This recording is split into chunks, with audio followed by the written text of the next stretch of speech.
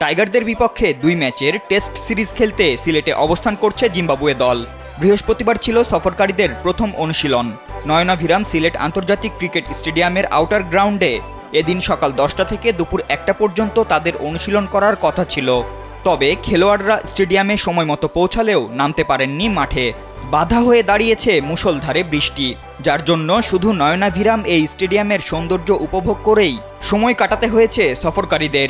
যদিও শেষ দিকে কিছুটা সময় মাঠে নেমেছিল তারা, তবে পূর্ণাঙ্গ অনুশীলন করতে পারেনি। এছাড়া সফরকারীদের পর স্বাগতিকদেরও একই মাঠে অনুশীলন করার কথা ছিল।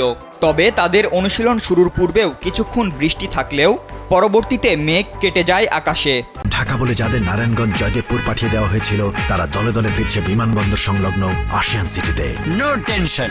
যার জন্য কিছুটা হলেও স্বস্তি মিলেছে টাইগার শিবিরে, নেমেছে অনুশীলনেও। তবে সিরিজ শুরু হওয়ার আগে এমন বৈরী আবহাওয়ার কারণে এখন শঙ্কা জেগেছে খেলার দিনেও এই বৃষ্টি বাধা হয়ে দাঁড়াবে কিনা। কারণ আগামী ২০ এপ্রিল শুরু হবে প্রথম টেস্ট। সেদিনের আবহাওয়ার পূর্বাভাসে দেখা গেছে বজ্রসহ বৃষ্টির আশঙ্কা।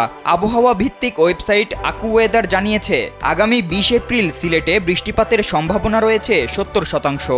এছাড়া ঝড়ো হাওয়া ও আকাশে মেঘের লুকোচুরি তো রয়েছেই, যার জন্য এখন সংশ্লিষ্টদের আশঙ্কা সিরিজের খেলাগুলো সঠিক সময়ে মাঠে গড়ায় কিনা।